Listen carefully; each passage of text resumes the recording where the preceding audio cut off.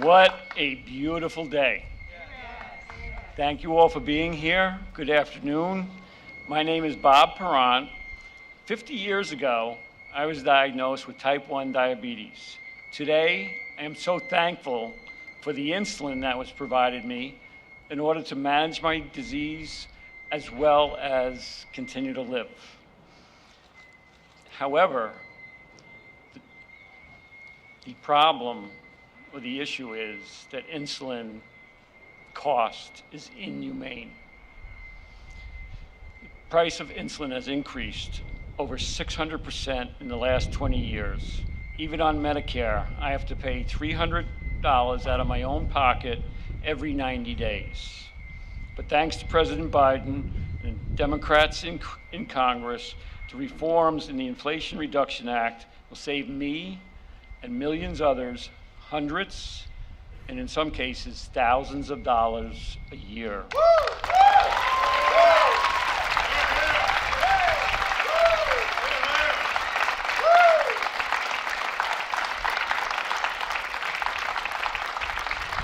To me, that's sleep insurance, because I can go to bed at night knowing that my out-of-pocket costs for all that I have is going to be affordable and predictable, and that's very key. The Inflation Reduction Act is historic, lowering prescription drug prices through Medicare negotiation. Thank you.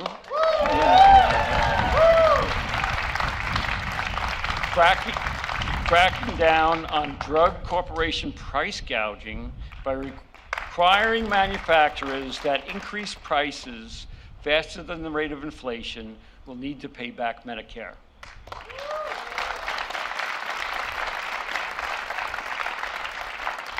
And next, I think is the most important thing for me and for so many others, is the out-of-pocket cost.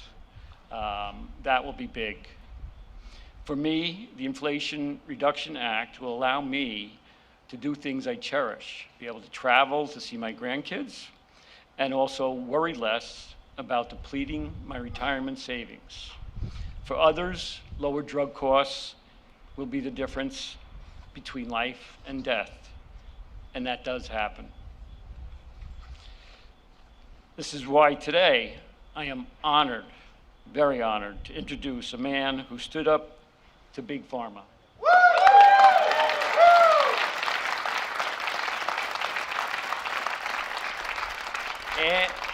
And he won. He delivered on his promise to lower drug prices and costs for patients like me. Ladies and gentlemen, President Joe Biden.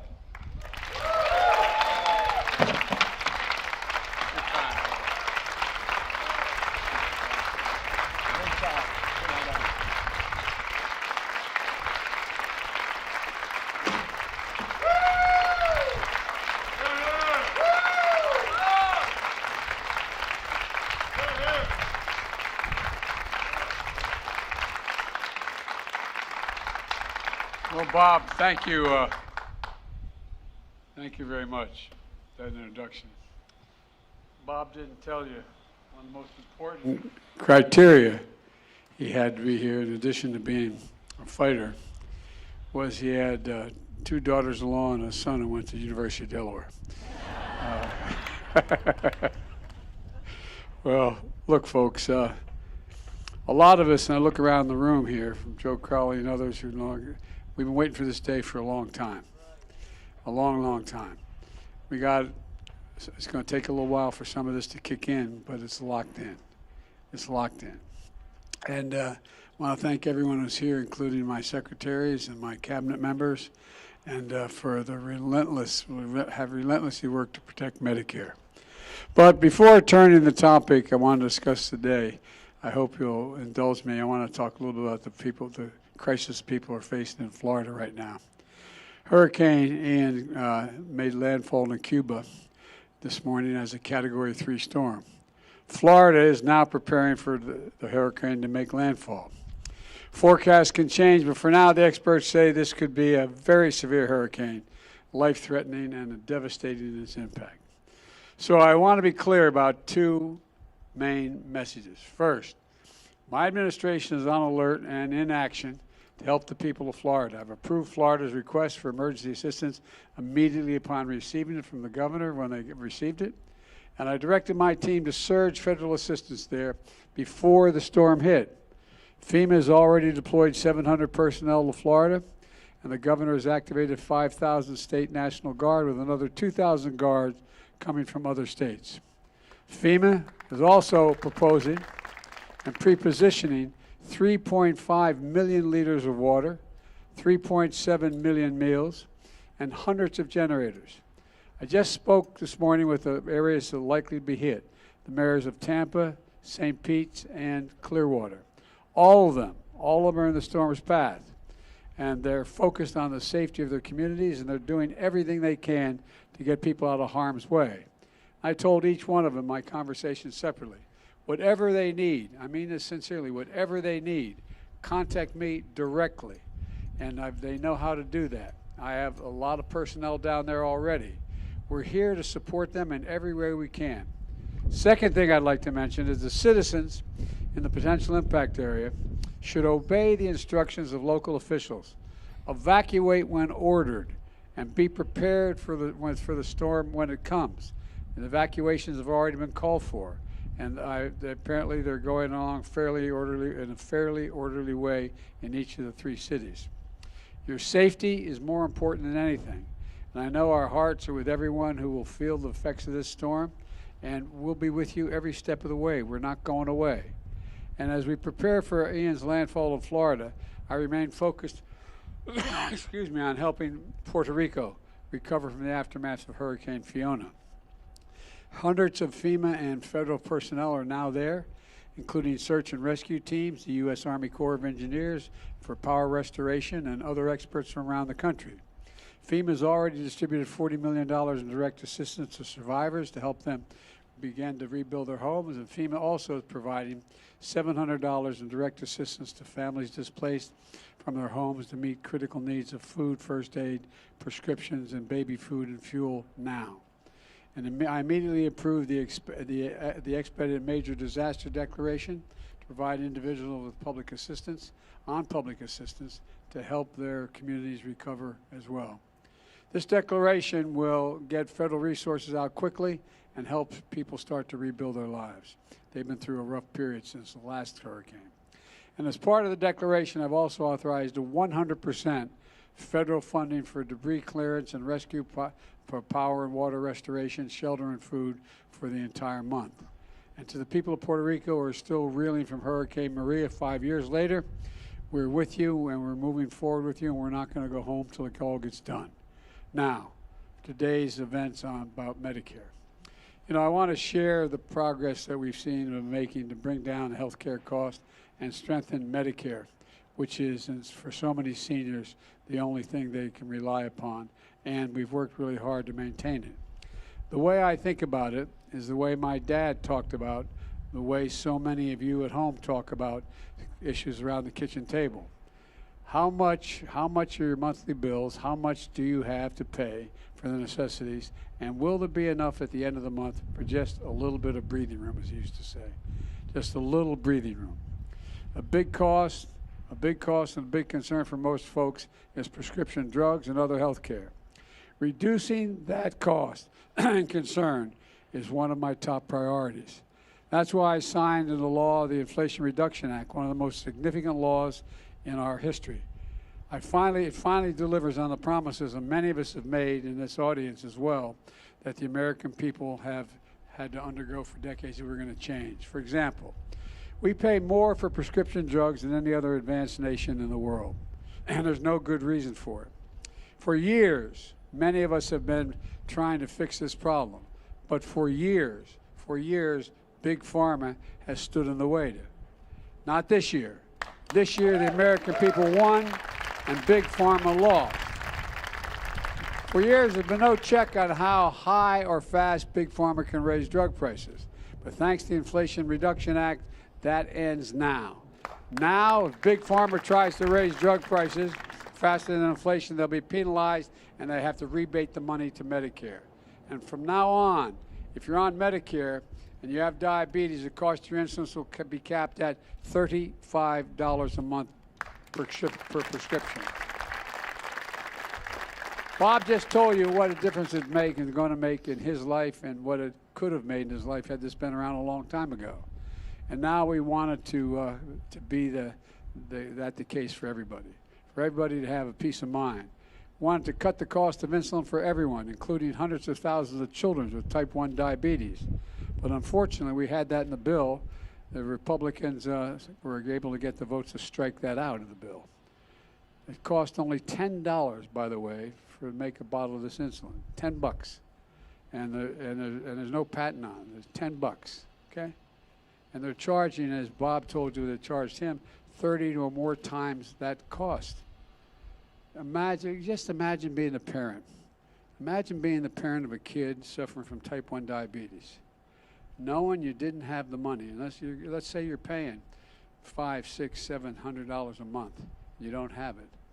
How in God's name, not a joke, how in God's name do you look at that child, knowing you can't afford it, you don't have the insurance, you have no way of getting it? How do you undergo that?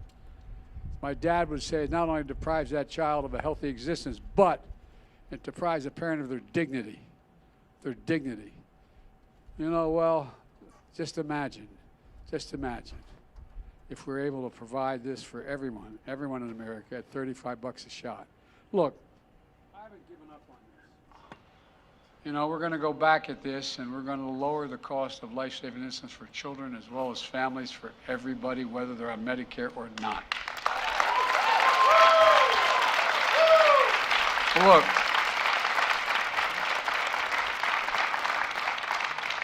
after years of Big Pharma blocking it, Medicare will finally get the power to negotiate lower prescription drug prices. Seniors will see their out-of-pocket costs for prescription drugs be limited, as this comes into full force, to $2,000 a year. No senior will have to pay more than, on Medicare, will pay more than $2,000 for all their prescriptions, whether it's cancer drugs or anything else. Thousands of Americans on Medicare pay more than $14,000 a year for blood cancer drugs, more than $10,000 a year for ovarian cancer drugs, more than $9,000 a year for breast cancer drugs. Many people on Medicare skip those cancer drugs that they need because they can't afford them. It's a simple proposition. They can't afford them. Now the maximum they're going to have to pay for all the prescription drugs, no matter what the cost, is $2,000 a year, period. It's going to be a godsend. It's going to be a godsend to many families. Last year, by the way, a family of four saved $2,400 through the American Rescue Plan that I signed into law. Now the Inflation Reduction Act locks in place those lower health care premiums for millions of families who get their coverage through the Affordable Care Act. And this morning, got even more good news about lower costs. The Department of Health and Human Services announced that the premium for Part B will in fact decrease this year. That's a fee you pay. That's a fee you pay for Medicare to cover your visits to your doctor. For years, that fee's gone up. Now, for the first time in more than a decade, it's going to go down. And millions of seniors and people with disabilities on Medicare, that means more money in their pockets while still getting the care they need. And on top of that, if you have a Medicare's prescription drug coverage Part D, you pay for your prescriptions more than you pay for your prescriptions. More of your shots will also be free. We're getting rid of the cost of the prescriptions and bringing them way down. But guess what? If you need a vaccine like shingles, last year more than 2 million seniors got that vaccine. Most of the folks had to pay $100 for that shot. In some cases, $200 for that shot. Well, you have any wonder how many seniors skipped that shot? For seniors with disease, it could be because it's too expensive.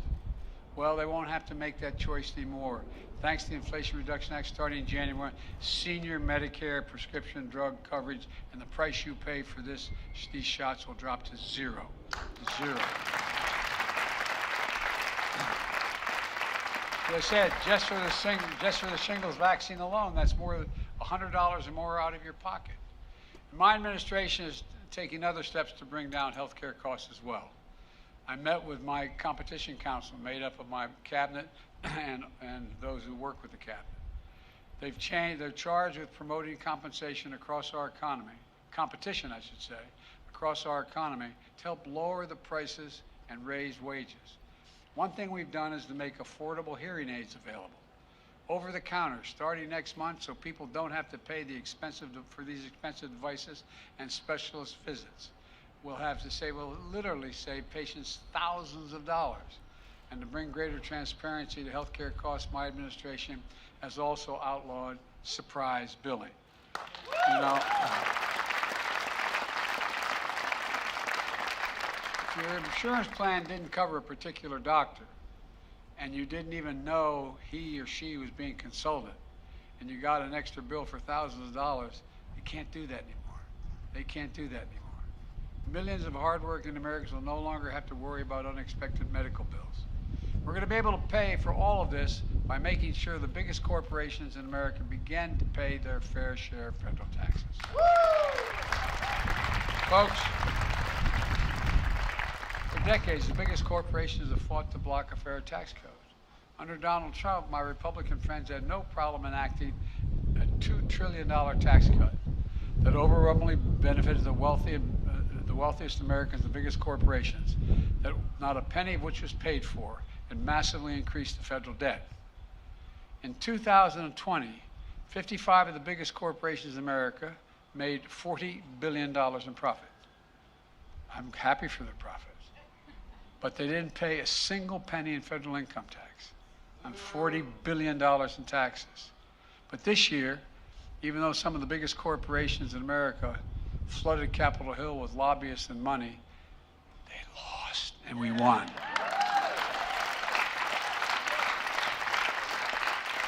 Now corporations will have to pay a minimum corporate tax of 15%, just 15%. We're not gouging anybody. 15% minimum. That's it. That's it.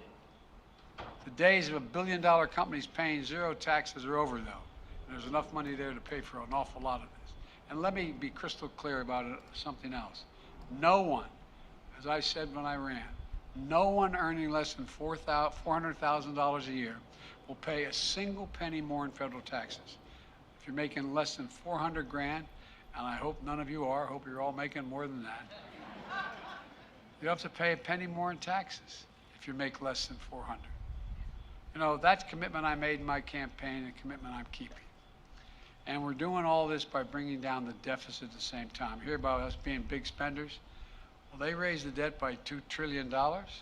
We've reduced the deficit my first year, 2021, by $350 billion, okay? The need was some student loan forgiveness and all the cost of all these things. We're on track to reduce the deficit this year, fiscal year, by more than $1 trillion. And the Inflation Reduction Act will reduce it another $300 billion over the next decade. That's possible because Medicare is finally going to be able to negotiate lower prescription drug prices, so less money paid out. Now, I wish I could say the Republicans supported this progress in reducing health care costs and strengthening Medicare. That would be good for all of America. But they have a very different idea. Every single Republican voted against the Inflation Reduction Act. And when it actually came time to do something about inflation around the kitchen table, every one of them said no, House and the Senate. And sadly, it goes even further. 158 House Republicans have already signed a Republican budget that will cut Medicare and Social Security. I know you think I'm probably exaggerating that, but there's a pamphlet, 12-point plan to rescue America by Senator Scott of Florida, okay? I won't read through all of it, but it says, all federal legislation sunsets in 5 years. If it is worth keeping, Congress can pass it again. Translated, if you don't vote to keep it, you don't get it. Now, what do you think they're going to do when the House Budget Committee started talking about the cost of Medicare and Social Security and why we can't afford it? Folks, You know, the senator in charge of re-electing United States senators, Senator Scott, has proposed a plan that's where Social Security, Medicare, and every 5 years on the chopping block. It means every 5 years you either cut it, reduce it, or completely eliminate it. Social Security, Medicare. You know, you've been paying into Social Security since your first job as a teenager and you get your paycheck. And by the way, then there's Senator Ron Johnson of Wisconsin. He thinks waiting 5 years, every 5 years, is too long to wait. Not a joke. These are actually in writing, okay? He wants to put Social Security and Medicare on the chopping block every single year in every budget. If Congress doesn't vote to keep it, goodbye. Now, it's not just Social Security and Medicare he wants to deal with. He wants to put veterans' benefits and everything else in the federal budget at risk. He's the same person who said that if Republicans gain control of Congress, they should once again try to repeal the Affordable Care Act, which, by the way, is the only reason why millions of people with pre-existing conditions are able to get health care, is the Affordable Care Act, literally, not figuratively, literally. Then last week, Republican leader of the House unveiled what he called the Commitment to America. God bless America. It's a thin set of policy goals with little or no detail that Republicans say they'll pursue if they regain control of the Congress. In the course of nearly an hour, here are a few of the things that we didn't hear. We didn't hear the words Medicare or Social Security. And he said for the first time they'll get what the first thing they're going to do is repeal the Inflation Reduction Act. Well, guess what? All those things I mentioned we're going to do, they get rid of all of them with the repeal. I have a different idea. I'll protect those programs. I'll make them stronger, and I'll lower your cost to be able to keep them.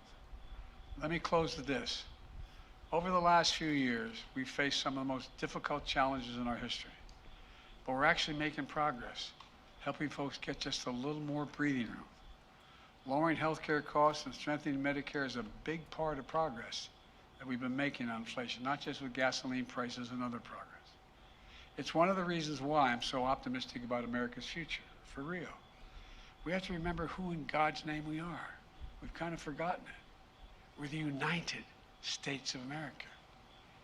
I've never been more optimistic in my life about our prospects. There is simply nothing beyond our capacity to get done if we do it together. So God bless you all, and pray that we come figure out how to come together better than we have so far, because a lot of people's lives and futures depend upon it, and I'm absolutely confident we can get it done. God bless you all, and may God protect our troops. Thank